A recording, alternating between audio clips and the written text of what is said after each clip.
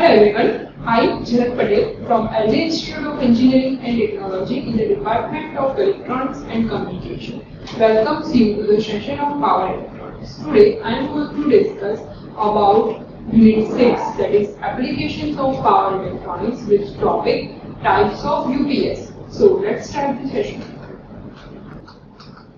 Now let's talk about the next one type of UPS, that is transfer back UPS. For the transfer back UPS, first let's see the limitation of it. If mains and UPS fail simultaneously, again as we see in case of the offline UPS that it works when the main and UPS fail, then in that case we see in case of the continuous UPS that it can be provided the supply by the AC generator. So here this limitation is main and UPS fail simultaneously, that it can be transferred the power by the UPS with AC generator. Here the AC generator improves the reliability because in case of the continuous UPS also we have seen that it provides the continuous power to the system, and that's why here AC generator improves the reliability of the system. It makes the system costly because we need the three types of supply, like single phase or three phase supply. The second one is the UPS supply, and the third one is AC generator with AC supply. So it increases the overall system cost and it makes the system costly. Now let's see the block diagram of it. So again, for the block diagram, first block is rectifier plus charger. Then it is connected with the inverter. Then again the static switches of two anti-parallel XCRs connected. It is connected further with the load. Load can be of resistive or can be of inductive type. Again the power saving can be possible with the battery bank. Again main static switch is also there. Main static switch is normally first on, and then if the UPS supply also fails, then it will be connected through the state path. Here again the generator and static switches are connected. Generator and static switches are there, so we can say that AC generator should be there. Here the path will be like this. Generator static switch with AC source is there.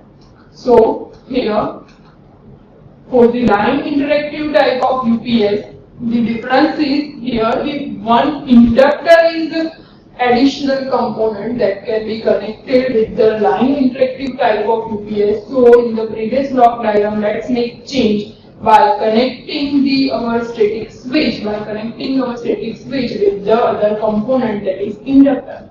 So by connecting inductor with it, we can say that here again the critical load is connected with the inductor circuit. Why we use the inductive circuit even here? So it provides the protection circuit, or we can say that the silver circuit that we already talked in unit number 1 as the protection circuit. So here inductor is connected with the critical load. The inverter plus charger is also there, and it is connected with the battery bank. So this is the block diagram for line interactive UPS. It is different by connecting the inductor with it. So if we connect the inductor to it, so the path will be the different, and like it will be connected with the inverter and charger, and then with the battery bank. In the previous case, we have seen that there is two static switches are there. Here you can note that one static switch is connected to the AC main only. So let's talk about the operation of this circuit. So it can be operated in two different modes. First let's talk about the mode 1, that what will happen in mode 1. So in mode 1, first if we talk about the static switch, then for the different two modes there can be possibility of open and close. Like if that static switch is closed, then it operated in mode 1. If that static switch is closed, then it operated in if the static switch is closed, then it operated in mode 1, and if the static switch is open, then it operates in a mode 2. So the first is static closed switch, means here two SCS are connected and both the switch is closed. So if the switch is closed, it is directly connected with the inductor. Inductor is further connected with the critical load. It can be of any type of load, but with the high amounts of load. Again, for the saving the power, it will be given to the inverter plus charger or the battery bank. So this is the mode 1 block diagram. Here this note that the static switch is closed. In case of mode 2, we see that you will see that this switch will remain open. So the flow can be seen by this arrow, that it will be like flow from the static closed switch to inductor and from inductor to critical load. So this will be the path for mode 1. In case of mode 2, the static switch will remain open. If the static switch will remain open, then the remaining block diagram is again the static open switch, then the inductor and then the supply. So the static open switch is connected with the inductor, then it is connected with the critical load. Again, the second part will be from the inverter plus charger, and through inverter plus charger it will be connected with the battery bank. So this is the block diagram for operation in a mode 2. Here the arrow should be again in the same way, but here the flow will not be given by the open switches. It will be through the inductor to critical load.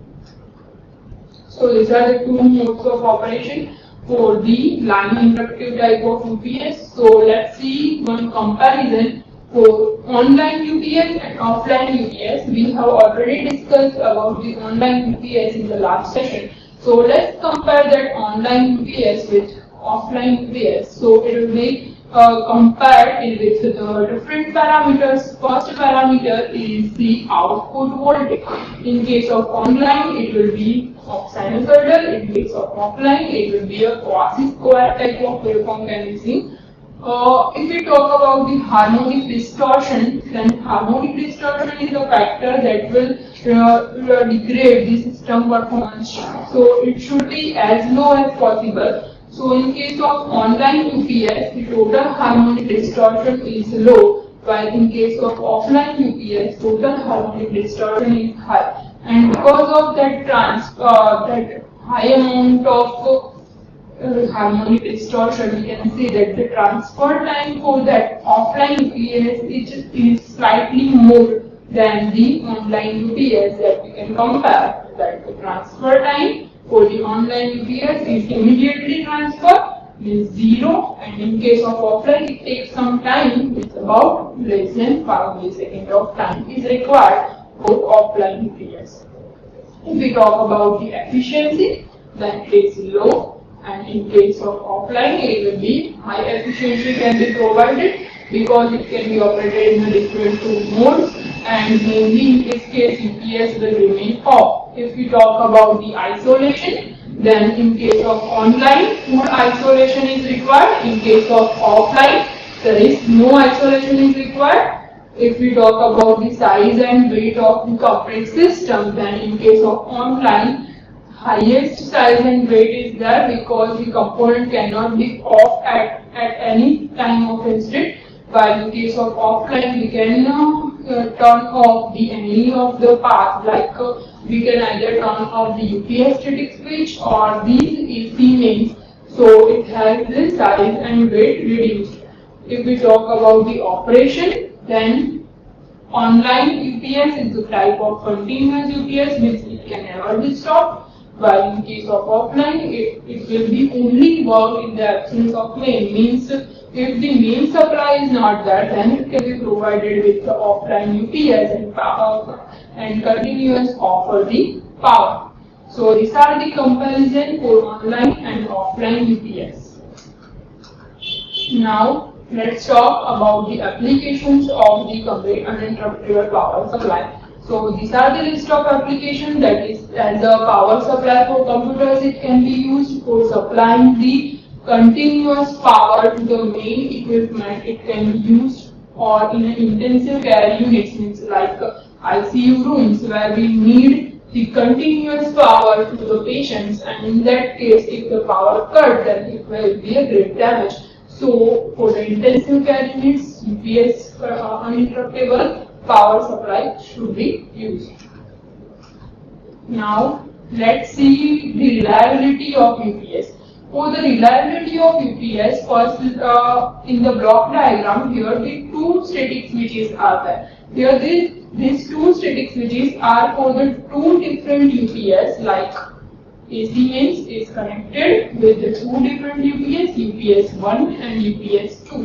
So here the reason for using these two UPS is if the main system fails, then again the UPS also fails. Then at that time, if we work on an intensive care unit, then it will be difficult to handle the situation. So in that case, to get the better reliability, one can use the two UPS, means if even the main cutoff or the UPS cannot work due to some reason, then there is one option of other UPS. Here you should take care that the one UPS is always connected and the other is not connected. But if there is a damage to the circuit will occur, then that UPS is further connected with that static switch. There is a two anti-parallel SCR connected, and then it will be given to the load. So this is the case of the reliability of UPS.